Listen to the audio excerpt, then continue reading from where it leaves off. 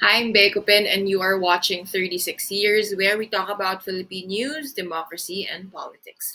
On May 9, the Philippines elected as President Ferdinand Marcos Jr. He is the second Marcos to hold the post, the first being his father, his namesake, the late dictator who was ousted from power on February 25, 1986, in what is now called the People Power Revolution. That was 36 years ago. Here we try to answer the question, where is Philippine democracy heading after the revolution?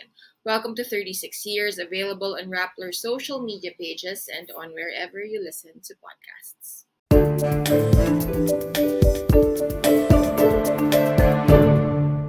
This week, we are in conversation with Santi Obcena, a dear friend and a designer, to talk about the terno. Yung garment kasi na ito, iconic siya, but it also carries with it a rich and for a period of time, an awful history. In this interview, I asked Santi about both the history and the future of the terno and the Filipiniana. What does it mean to claim or reclaim a piece of clothing we closely associate with one Imelda Marcos, the mother of the current president, former first lady, and one half of the conjugal dictatorship. For that, let's go to the headlines. Presidential Legal Counsel Juan Ponce Enrile, the man whose version of history has changed through the years and at the ripe old age of 98 seems to still have fight in him to change his version of history yet again, says that if it were up to him, he'd have personnel of the International Criminal Court who tried to enter the Philippines arrested. And really says this, of course, in the aftermath of the International Tribunal's decision to push forward its probe into the killings linked to former President Rodrigo Duterte's drug war, not just in as president, but even as Davao City Mayor. To be clear, ICC personnel cannot enter the Philippines without the Philippines' consent. The Philippine government has had the same message from Duterte to Marcos, the current administration. Now, according to them, our justice system is working and that cases against those who allegedly committed crimes in the name of the drug war, those cases are being heard. Never mind that in 6 years, only a handful of cases have led to conviction. Never mind that the families left behind by the drug war continue to cry for justice. For more updates on this case, its implications, and most importantly, the people at the center of all of this, the victims of Duterte's drug war, visit Rappler.com. My colleague, Judas Gavilan, has a beautiful series on Newsbreak on the families whose lives have been uprooted by these bloody campaigns. Two events for President Marcos on the last Monday of January that did not and does not want to end. Both of them actually are meant to outline the rest of the Marcos Duterte admin in the direction it wants it to take. Vice President Sara Duterte, who is also Education Secretary, spoke of planned revisions to the K-12 curriculum. They are currently reviewing it. Duterte said important lessons are missing in the current one. The Vice President said the revision would make it, quote, relevant to produce competent, job-ready, active, and responsible citizens. This has been at the core of Duterte's pitch, even as a vice presidential candidate, to match graduates with job needs. But can she do it? My colleague Bons Magsambol has written excellent stories on the education crisis and what the vice president and the DepEd has to face. Meanwhile, the Philippine Development Plan, or the PDP, for 2023 to 2028 was unveiled on the same day.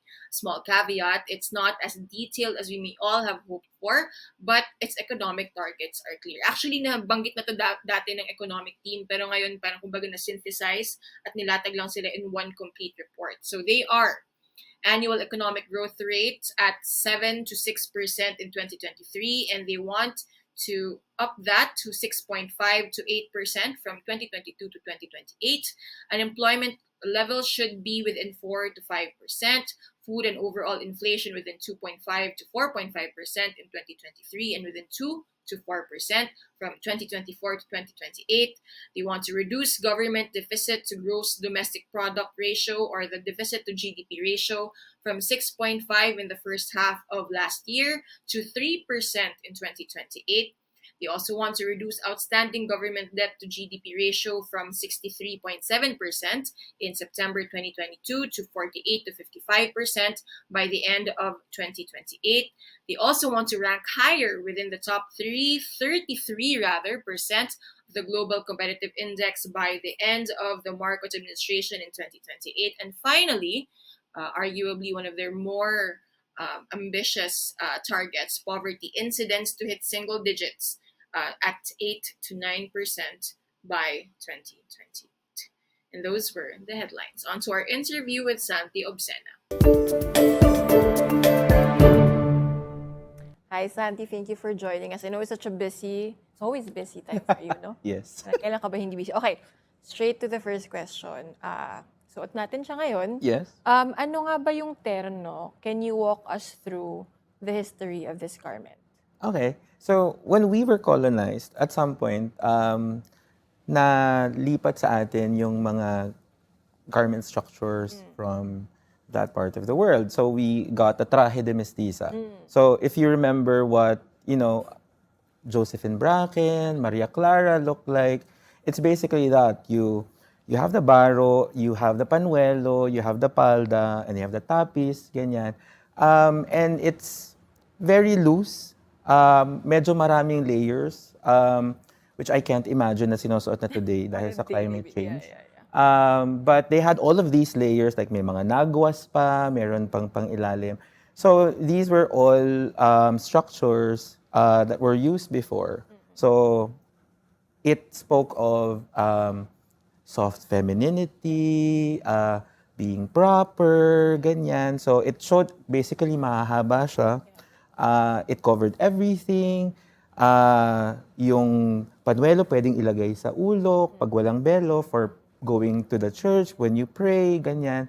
So doon siya nanggaling. So yun yung pinaka kung saan siya nagsimula. And then over time, because of trading, nagpalit yung mga tela itself. So from the West, may bagong prints, ganyan. It would get incorporated into the mix. Yeah.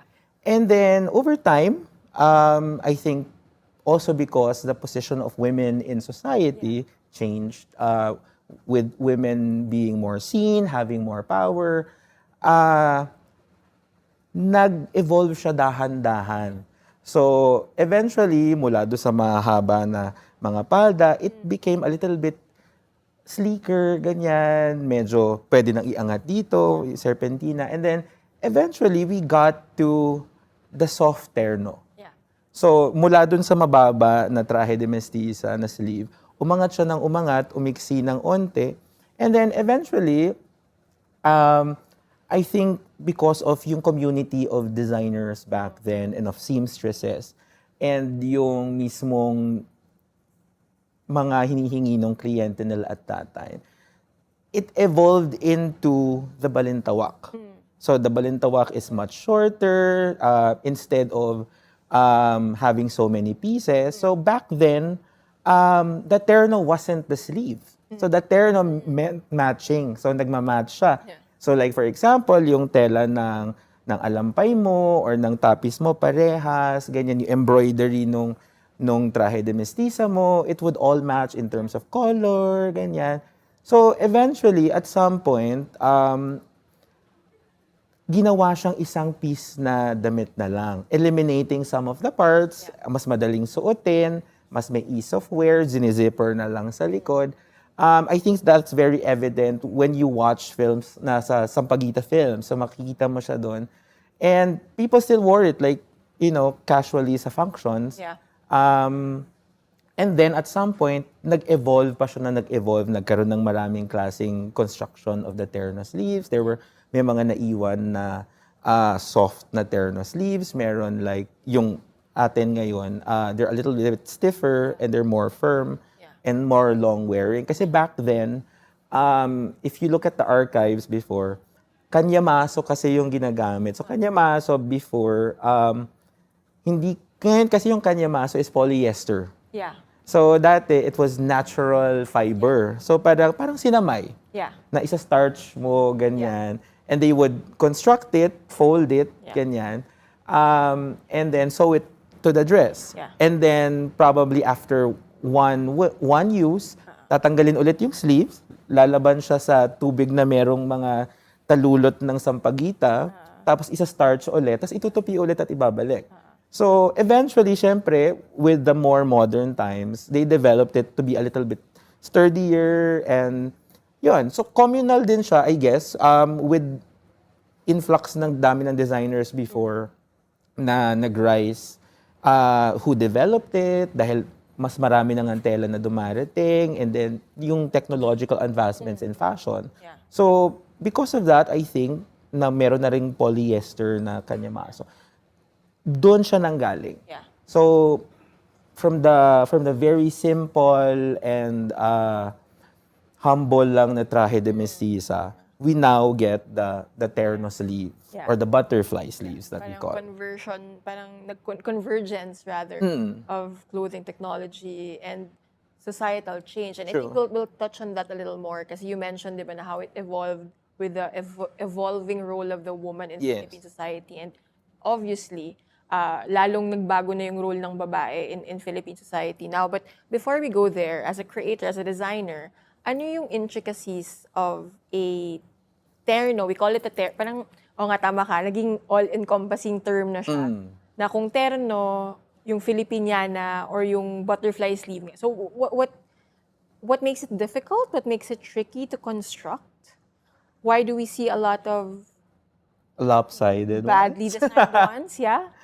I think the earlier versions of the terno were quite simpler. So you had one layer of kanyamaso, the original one, or sinamay, and then it would be cut into the pattern that it needed to be in. So basically, it looked like this one. And then you would fold it here, and then the older designers or seamstresses would put a very standard size of plate inside. And then they would fold it. Okay. So half it, yeah, like plato. As in plato na Platong pangkain. pangkain. Okay. Kasi Hindi ko alam. they would get the shape on top. Okay. So you would get that smooth shape on top. Okay. And then normally you get like around either 4 to 5 pleats per side.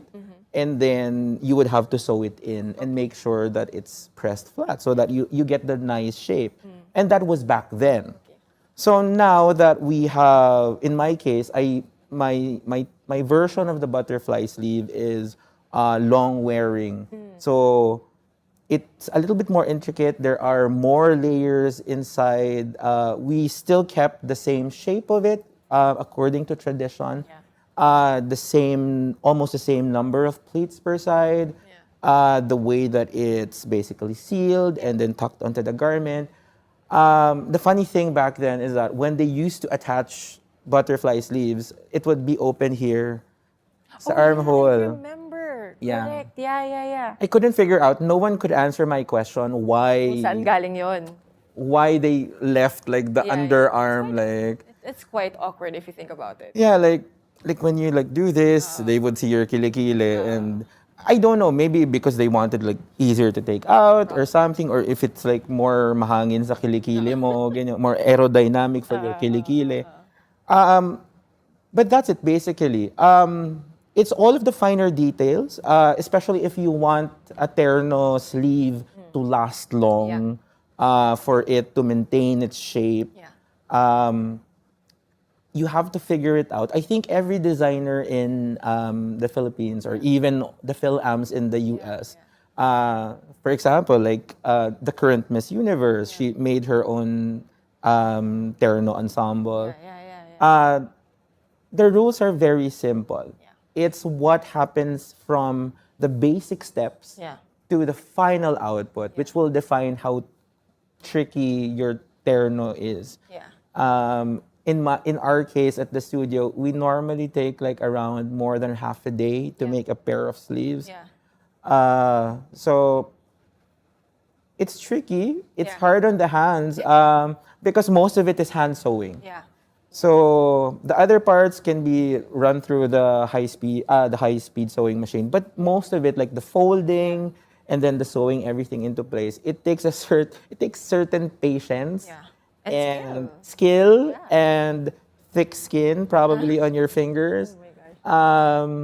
that's why it's difficult to Yeah. make. And I guess the reason why there are a lot of lopsided ternos or like ill-fitting ternos is that there are steps that shouldn't be skipped. And I guess it has to be tweaked along the way for you to be able to come up with a butterfly sleeve that actually stands the test of time. No, because I see when you post on social media, di ba? Parang until now, medyo may experimentations ka pa rin on Yes. how to construct. If you're listening to this, I hope you're watching this. What I'm wearing is actually by Santi. And I can say na, ang dami na itong pinagdaanan. Dumaan na siya ng sauna, isang buong araw, ngarag na sauna, at at least 2 or 3 functions. So kung ROI lang. Meron, Sulit. it's still standing up correctly. So anyway, we talked about the technical side of the terno, the Filipino, whatever you want to call it, the butterfly sleeve. Iba-iba na rin siguro sa context ng tao who wants to talk about that garment. But I also want to talk about the political and cultural aspect of what we now call the terno. Kasi for better or worse, the terno is associated with Imelda Marcos. Yes. The current president's mother, the wife of the late dictator, the conjugal dictator, one half of a conjugal dictatorship. In some would term it that way, no? Ikaw, how would you personally navigate that? Now, this garment, which is very close to your heart on a personal level and as a designer, and how it's so closely associated with such an infamous person. I know we talked about this offline last year or a little over a year ago, diba? Yeah. Yeah. It's funny because when I started showing interest for the terno, she wasn't the person I had in mind. Okay.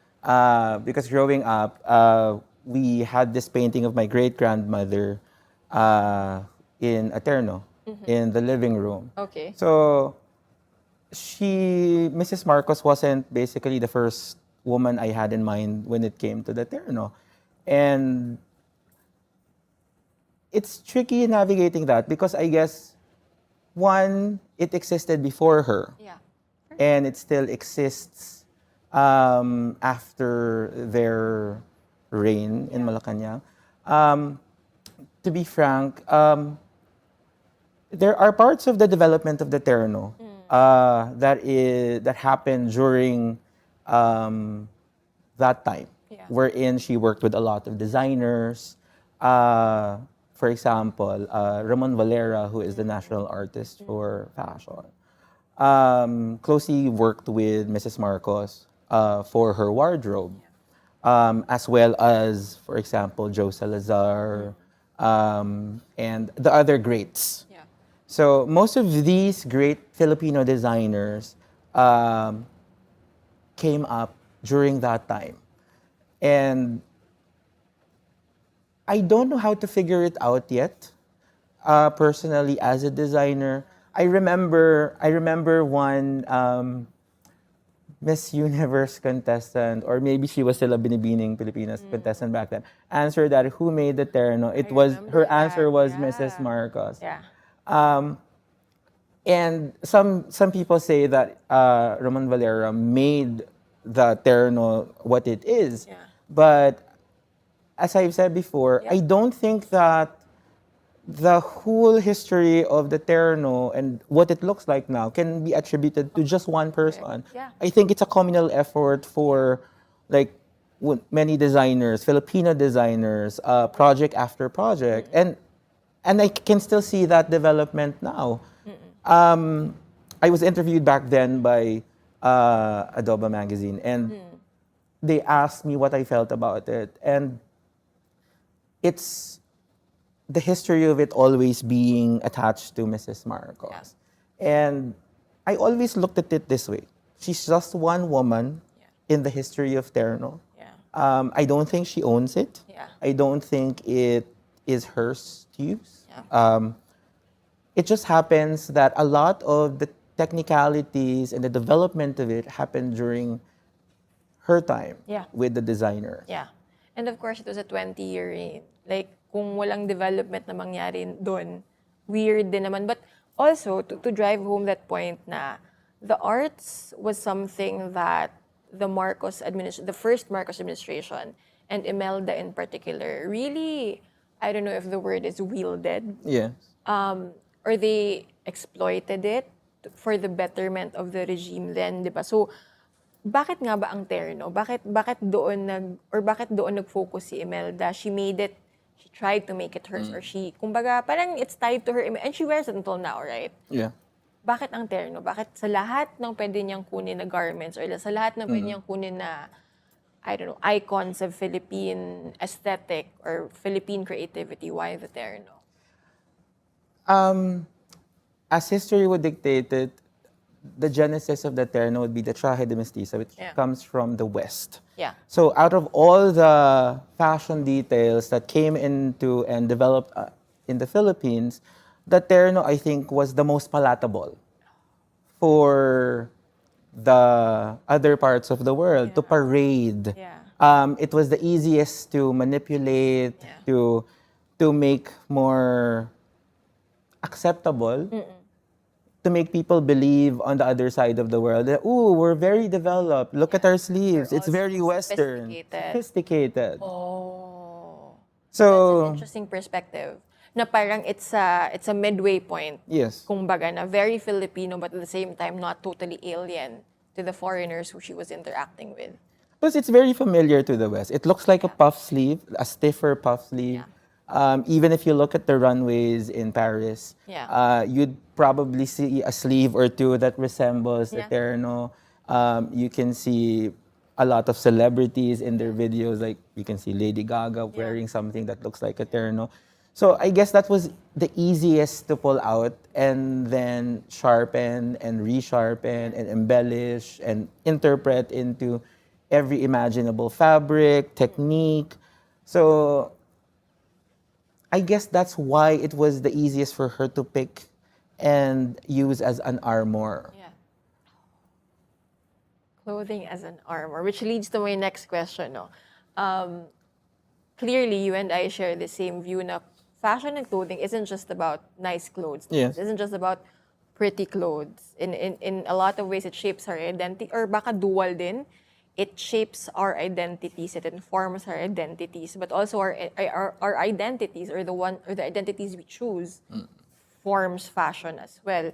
How do you see that though? Like parang especially in the context of Philippine fashion and specifically the terno. Like how does that shape our identity, or how are these political movements in a way, no? Parang shaping the terno of 2023. Okay. So, going back to Mrs. Marcos, when she worked with all of these designers, she would have probably around 10 to 17 ternos made in a week. Imagine making that. The late Christian Espiritu once joked during that time that his embroiderers were going blind doing the calado, which basically angered the mob that, the older fans of the administration. And in some way, there is a quip about that it also angered Mrs. Marcos at some point. And by doing that, he eventually freed himself from her grip, which eventually, that's why Joe Salazar eventually went into light. So when they did it, she also had this group of ladies called the parang blue ladies. And then they would wear the ternos at their very exclusive parties. And then it was like all of the seasons of Dynasty, in which every variation of the terno in every fabric, lots of beading, weaves, ganyan. They did everything.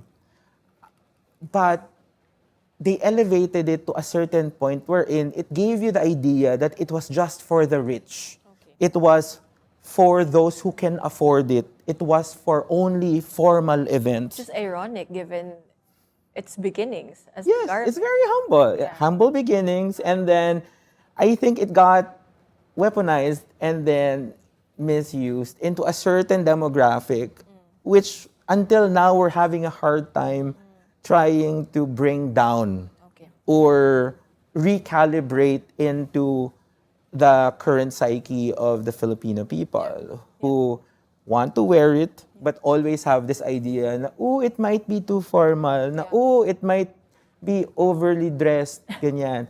So, which brings me to the solution to your question. Parang how does it figure out?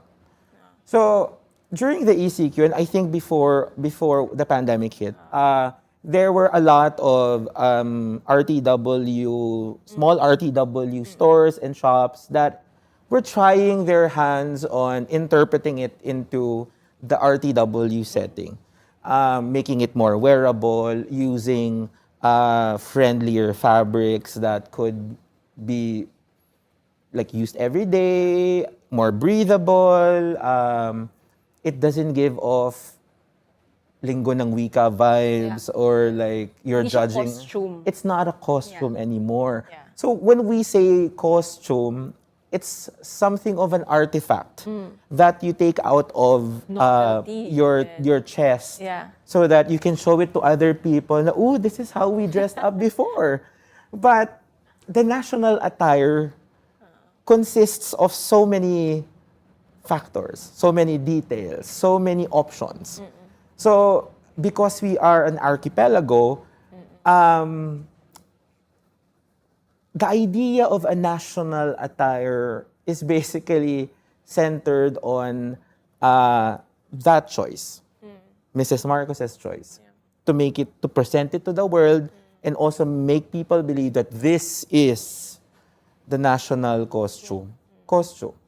So now that we're a little bit more laid back in terms of dressing up after the pandemic, and due to the influx of a community that wants to take on not just the butterfly sleeves but also the traje de mestiza, it is now being recalibrated and re-envisioned for the modern Filipino. And I think that's the key. When you take something and then you give it back to the people, for them to interpret it the way that they want to wear it, and the way that it fits their state of mind and their taste and their view of what nationalism means, then it changes. That's how I think we'll be successful into taking back the terno. Not that it was hers from the very beginning. No, I like that line about understanding what nationalism means to us, kasi it also parang nakahalo din doon. Yun nga yung kahit anong sabihin natin, na-associate na kasi kay Imelda. And therefore, sa time na yun, yung silhouette of the Filipiniana. So I guess part of it is also accepting na that's part of the history of the garment, whether we want it or not. But also, part siya ng struggle, I guess, of seeing na, okay, ito yung naging part na siya ng history ng damit na to. Ako, hindi ko din kasi kasi I remember distinctly, when I was consulting you about having a top made, I said that, no, na parang, to me, the silhouette is so closely associated with the first Marcos presidency, the Marcos regime. And you said something, and parang, no, that's not theirs. Pero napansin ko though, in not just the first family, but even officials of this current administration, by default, they wear Filipinianas to all the formal events. And even to more casual events. I'm not sure if that's a deliberate thing that the women of this administration are doing. Pero saan naman galing yung movement naman na yun nga, na parang, or actually yung mas tanong dito, parang bawat 2 taon, siguro pwera na lang nung pandemic, or nung lockdown rather, kasi wala namang mga formal event noon. Sa bawat taon, siguro since the 2010s or the 2000s, the terno is back. Terno is back. 2 years later, the terno is back. So yung tanong ko nga, saan siya napunta? At bakit parating pinapabalik natin yung terno? Why does it keep slipping away? Or why is that their perception na it's slipping away? It's not ours. It's back. It's gone. Ano nangyayari? I guess it points to the time we're in, Mrs. Marcos believed that the terno was hers to toy with, the proportions of it, the way that what kind of garments it got attached to. And then after the end of martial law, um, the Philippines tried to move away from the structure, from the butterfly sleeve, because it made people remember. Parang ano din siya, response na rin siya to the Oo. trauma of So those it's decades. people tried their best na, okay, I don't want to wear that because it makes me, it reminds me of Mrs. Marcos and of that bad time. That's why for a considerable amount of time, ang tinry nila ay, there was this parang similar called, parang bar, parang siyang pinapatong lang na Okay. parang garb. I saw this, parang, basta pinapatong lang siya and it had a simple embroidery. And I also remember, I With can't, sleeves? Or... wala. Oh, no. I know what you're talking about. Yeah. Yun yung go-to ng mga reporters for the longest Yeah. sa lahat ng SONA na ginawa I ng can't girls. remember what it's called, but Yeah. it's also favored by moms who have to dress their kids up for Linggo ng Wika. Kasi that's the easiest I to. know what you're talking about. Yeah. So technically, if you have your kid in a sando, Yeah, and and then you you just put it patong. on, Tama, ganyan, tama. tapos may onting sequins, ganyan. Oo. So, everyone moved away from that.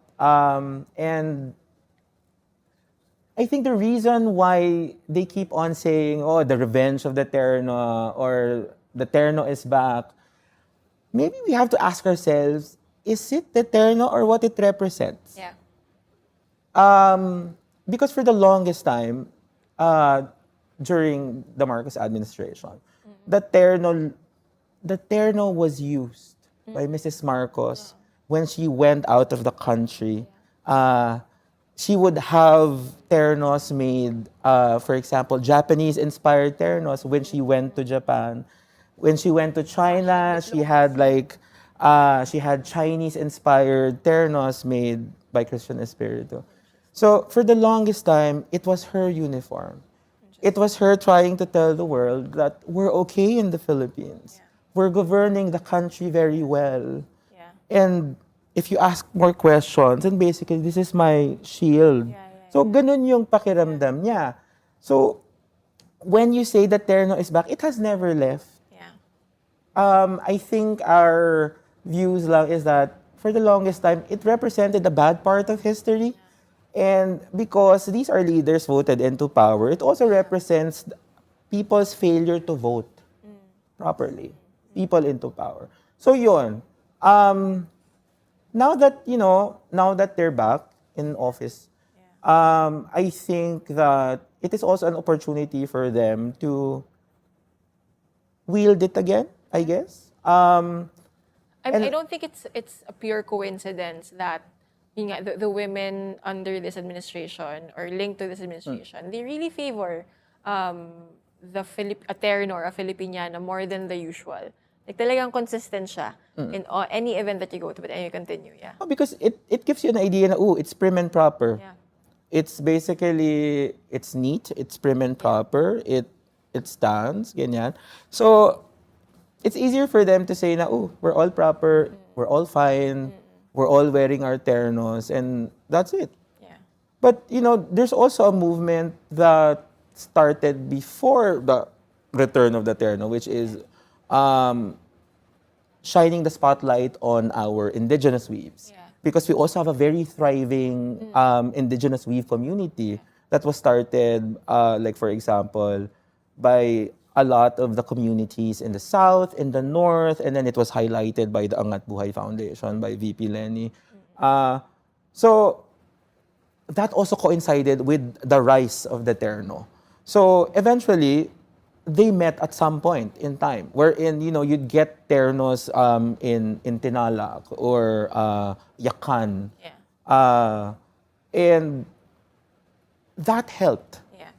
Because for the longest time, we had this idea that the terno was formal. It was our formal occasions, pang social lang siya, and then we get variations of how the culture smelled together. Yeah. And even though that they're trying to wield it again, as a part of their legacy, there is this struggle wherein, people are trying to interpret it in their own way.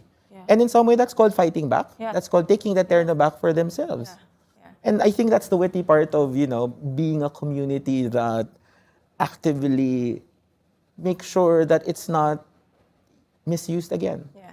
So interesting. Kumbaga parang the role of the terno in a way in the national healing process.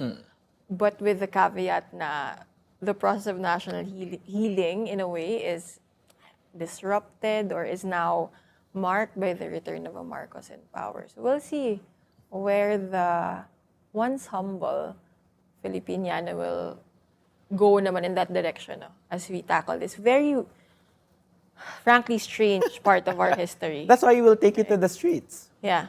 Kasama yung terno. And I guess, yun talaga yung direction yan eh. Yeah. So, it's not when the people na hindi nakaka-afford ng terno ang makakapagsuot na ng mamahaling terno that you'll gauge how good the economy is. It is when they feel that they can wear it in the way that they want to. So, it is not, the terno isn't just for parties. It is not for formality's sake. It is not for... It's not just for sauna. It is not for sauna. It is not for making people believe that we're okay. Yeah. It is for the Filipino people. And it Yeah. is up to the Filipino people how to interpret it the way that they want to wear it. Yeah. So if they want to wear it to a rave, they can. They want to wear it on the streets Yeah. as a polo barong, they can. Yeah. Yeah. So, and that's the pretty thing about it. Yeah. Yun yung sobrang beautiful is that you don't have to inspire people to do it. It's because they're trying to find their version of the terno. And that's the most effective way of taking the terno back. Yeah. Thank you so much, Santi. If you're watching this or listening to this, actually, para tong public version ng mga conversations namin. When I go to his studio and overstay my welcome there. But thank you for allocating your time for this interview. Thank you for having me here. We're gonna link to Santi's social media because if anyone is curious about how the terno is created or how the terno works, I swear to you, yung mga stories ni Santi are very interesting. Like the process, including the not glamorous parts. Yes. The sourcing, going to the store. Diba? Or you just the literal pain of having to sew yes. the It's very sleeves. painful to make terno sleeves because you get pricked a lot. So Yeah, so follow him on social media. I'll link to his account in the story or in the show notes. And thank you for your time. thanks, Bea.